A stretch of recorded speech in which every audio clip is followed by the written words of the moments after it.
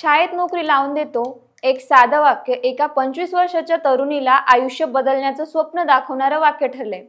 पण त्या स्वप्नाच्या मागे जर सापळं लपलेलं असेल तर अहिल्यानगरमध्ये सध्या एकच चर्चा सुरू आहे. कारण एका राजकीय पदाधिकाऱ्याकडून गंभीर आरोप झाले आहेत आणि या आरोपांमुळे संपूर्ण जिल्हा हादरून गेलाय. बघूया संपूर्ण घटना काय आहे या व्हिडिओच्या माध्यमातून. नमस्कार, मी गीतांजली आणि आपण पाहत आहात दे दणका.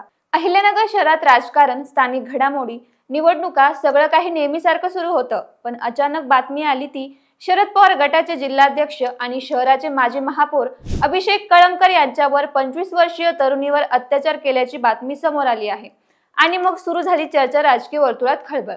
नेमकं प्रकरण काय? तर झालेल्या आरोपानुसार ही 25 वर्षाची तरुणी नोकरीच्या शोधात होती.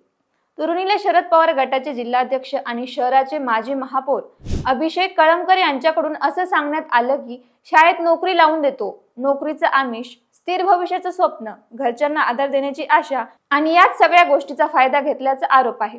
तक्रारीनुसार शरद पवार गटाचे जिल्हाध्यक्ष आणि शहराचे माजी महापौर अभिषेक कळमकर तिच्याशी संपर्क साधायचे.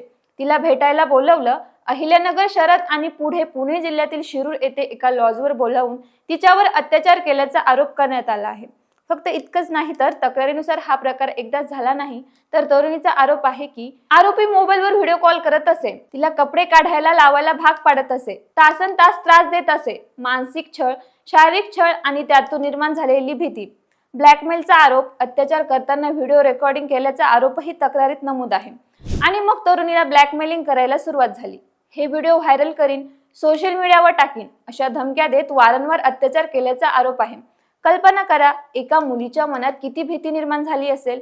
समाज, कुटुंब, प्रतिष्ठा या सगळ्यांच्या नावावर किती मुली गप्प बसतात. मानसिक आणि शारीरिक छळाला कंटाळून त्या तरुणीने पोलिसांकडे धाव घेतली. या प्रकरणी MIDC पोलीस ठाण्यात गुन्हा नोंदवण्यात आला आहे.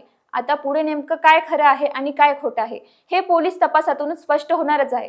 तक्रारदार तरुणीने नेमके कोणते आरोप केले, घटना नेमकी कधी आणि कशी घडली, या सगळ्या तपशील पोलीस बारकाईने तपासत आहे. तक्रारदार तरुणीने नेमके कोणते आरोप केले, घटना नेमकी कधी आणि कशी घडली, याचा सगळा तपशील पोलीस बारकाईने तपासत आहेत. अभिषेक कळमकर हे नगरमधील प्रभावशाली राजकीय व्यक्तिमत्व असल्यामुळे या प्रकरणाची चर्चा मोठ्या प्रमाणात होणं स्वाभाविक आहे.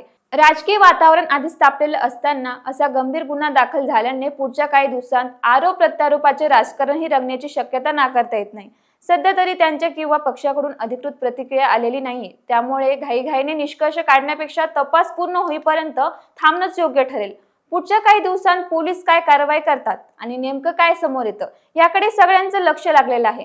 तक्रारदार तरुणीने नेमकं काय आरोप केले आणि ही घटना कधी घडली याचा सविस्तर तपास आता पोलीस करतच आहे. संबंधित आरोपीवर कायदेशीर कारवाई होणार का, आरोपी सिद्ध होणार का, याची उत्तर आता तपासातूनच स्पष्ट होणार. तुम्हाला काय वाटतं आम्हाला कमेंट बॉक्समध्ये नक्की सांगा. व्हिडिओ आवडला असेल तर दे दणकाला सबस्क्राईब करायला विसरू नका.